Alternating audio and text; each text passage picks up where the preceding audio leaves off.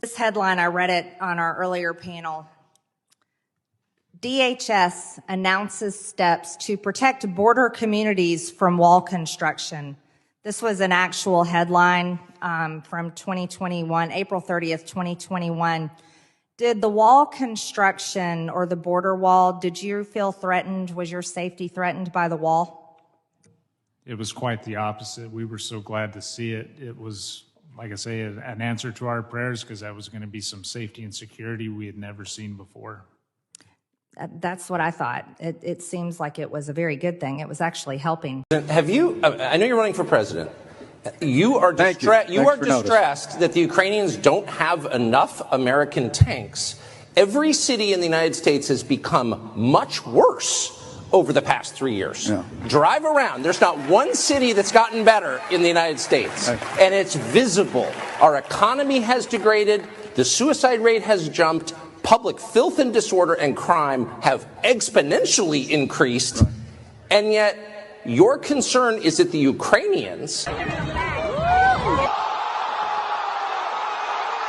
If you have a $50 bill and I give it to the barber and then he goes and buys groceries with it from the grocer, and the grocer goes and gets his car washed, the $50 goes from place to place, and after 20 or 30 transactions, the $50 bill belongs to somebody and it's worth $50. Whereas if I pay by card, 1.5% goes to the bank. And then if he takes the money I've given him and pays for the groceries, 1.5% goes to the bank. And after the groceries have been paid for, when he goes to get his car washed, 1.5% goes to the bank. So after 20 or 30 transactions, $50 is gone, the bank has it all.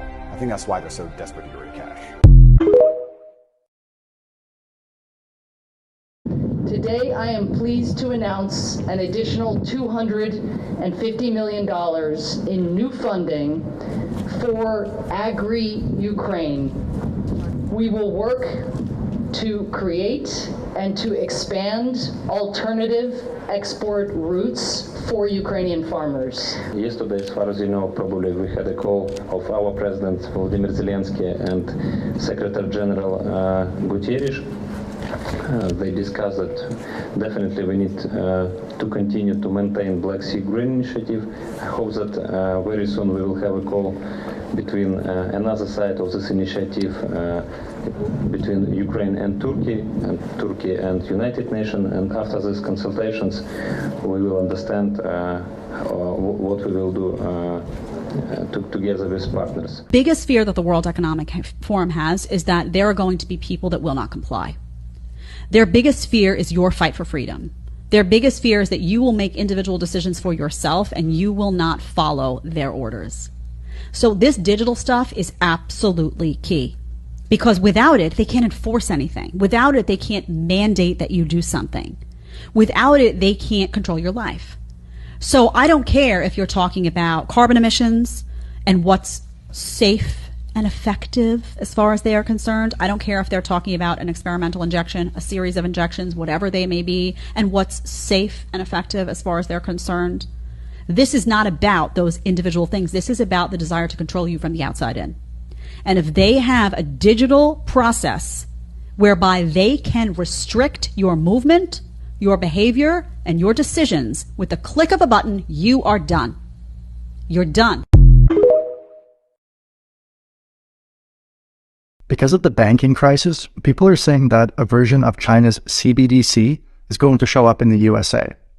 I'm a regulatory lawyer that also has a crypto consultancy, so here's the theory. With China's e-yuan, what you buy, when you buy it, how often, all that transaction information is fed to the state, and they use it to develop policy decisions and implement that policy directly onto transactions.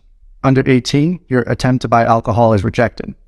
Your neighborhood has a lot of potholes, a temporary 5% maintenance tax on all transactions in the area, things like that. In the US, in July, the Federal Reserve is launching a brand new payment system called FedNow. You can Google this.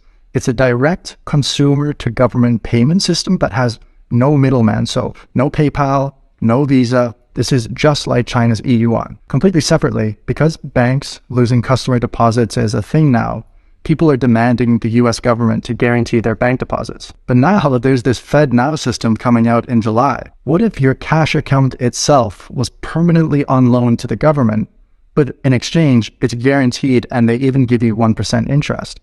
Seems like a lot of people right now are asking for that, and the government will be happy to comply. They just hit their 31 trillion debt ceiling in January. They would love some more money. So people are asking for a quasi-CBDC right now without realizing it, and the Fed is delivering the beta version this July. It's very interesting. I hope you think so. Thanks for watching. The entire banking system, the entire money system is going to change. Some people know this deep down. This entire system of money printing cannot last. There's a certain point where things are going to change, and this is already happening. There's this thing, it's called CBDC, Central Bank Digital Currencies. They're going to be implemented, and they're going to basically change the way we live. They're going to be like coupons that you can spend money only up to certain time frames. So the government is going to own everything, and you will own nothing, and they will have a digital currency where they can track everything. They're also going to control where you can spend this money. You cannot spend it at, let's say, a small business. You have to spend it at the big Walmart corporation. The governments are going to have that level of control, and they're also going to say you can use this money to buy vegetables. You can't use this money to buy meat. That's the level of control governments are going to be implementing. This is coming. You look at the World Economic Forum, the whole you will own nothing and be happy. It's going to be a thing. We're seeing it firsthand.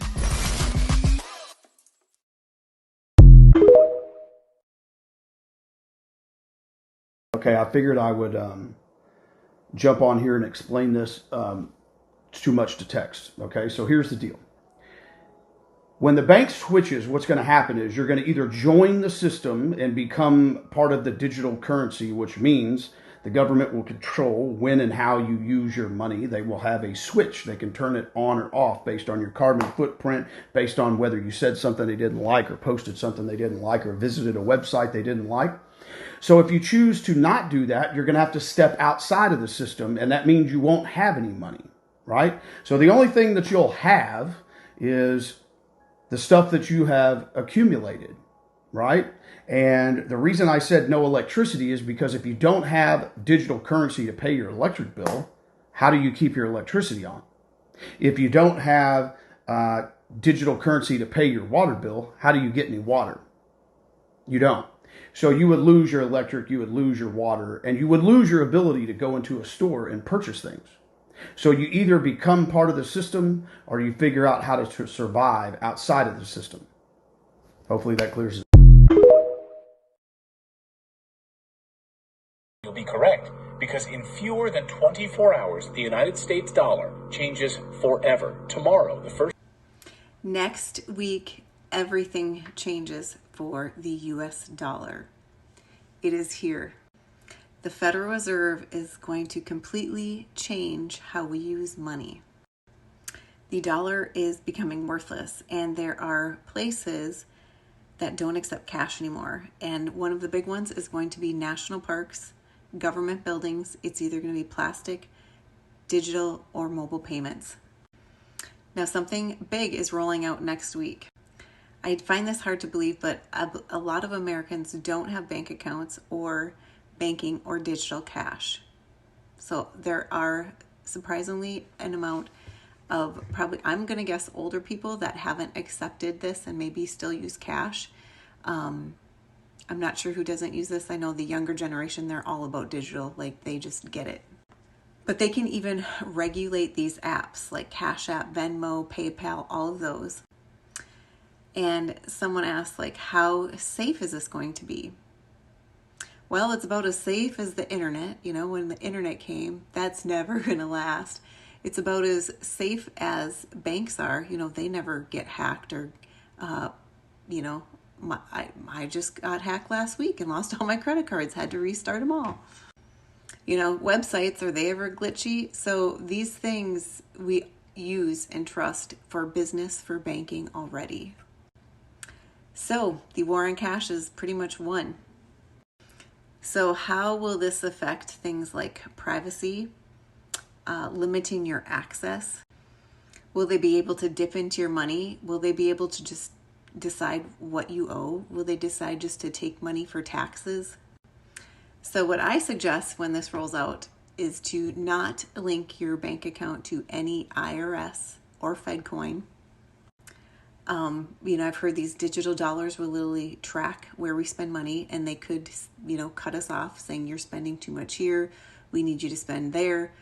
Is it going to hurt people that donate money and give money? So many things are changing, and the Fed coin does roll out next week. You can go on, watch Fed Powell. He talked about it.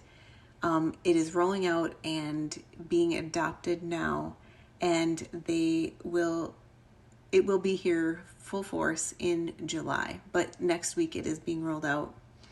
So are they going to force us how they want us to spend money or save money or take money?